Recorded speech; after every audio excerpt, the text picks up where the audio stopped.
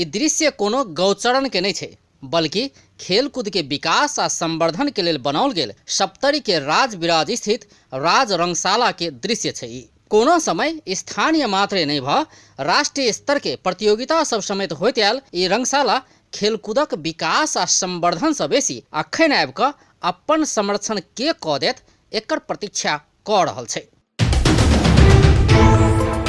उचित मरम्मत संभार आ देखभाल नहीं भेला से एक दिस राज रंगशाला जीर्ण बनैत गेल छै तऽ दोसर दिस धीरे धीरे अतिक्रमण के चपेट में पड़ैत गेल छै। सप्तरी के धरोहर के रूप में रहल ई रंगशाला के संरक्षण में क्यों चाँख नहीं देला से खेलकूद गतिविधि ठप भ चुकल छै। खेलकूदे नहीं भेला से रंगशाला के दुरुपयोग सेहो बढ़ लागल छै। गौचरण में परिणत भ चुकल ई रंगशाला अखन आबि कऽ औद्योगिक मेला, भोज भात तथा राजनीतिक दलक सभा के लेल प्रयोग होबऽ लागल छै। रंगशाला के 7000 दर्शक अटाय वाला क्षमता भेल प्याराफीट जीर्ण भ चुकल छै। प्याराफीट नीचा वर्षों से विभिन्न व्यक्ति सब बसवास कर रहल छै। प्याराफीटे अतिक्रमण का 20 बरस से 2 दर्जन परिवार रहत अयला पर खाली नहीं कराओल जा सकल छै। रंगशाला के स्वामित्व राजविराज नगर पालिका 21 बरस पहिने ही जिला खेलकूद विकास समिति के देने छल। जिला खेलकूद विकास समिति के कार्यालय प्रमुख दिनेश भुजेल बेर बेर अतिक्रमित स्थान खाली कराबऽ सूचना दिलो पर ओ सब नहीं मान रहल बताब रहल छै।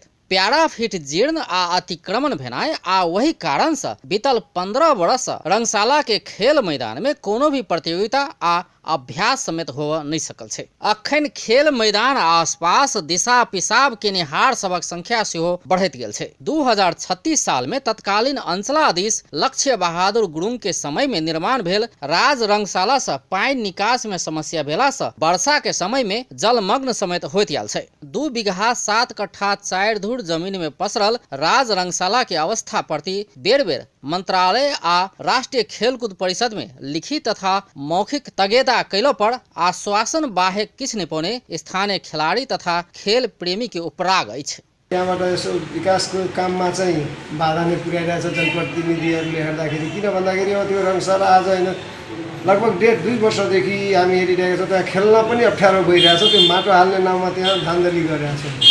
हामीले एकचोटि बिचमा धान रोपाई कार्यक्रम पनि गरेका थियौँ।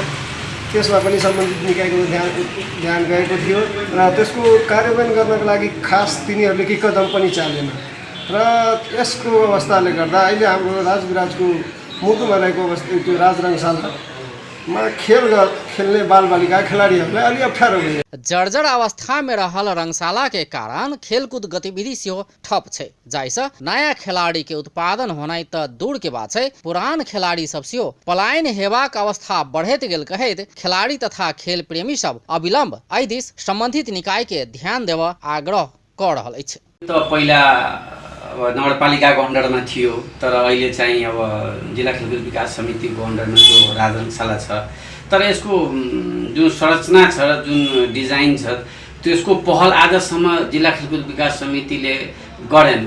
एउटा डिजाइन पनि म हुँदाखेरि एउटा डिजाइन बनाएर ल्याएको थिएँ हामीले, त्यसको पहल राम्रो यो विषयमा राम्ररी चासो नलिकन यसलाई चाहिँ त्यतिकै थन्काएर राखेको, जबकि यो यति ठुलो सम्पत्ति नगरपालिकाले जिल्ला खेलकुद विकास समितिको नाममा दर्ता गरायो।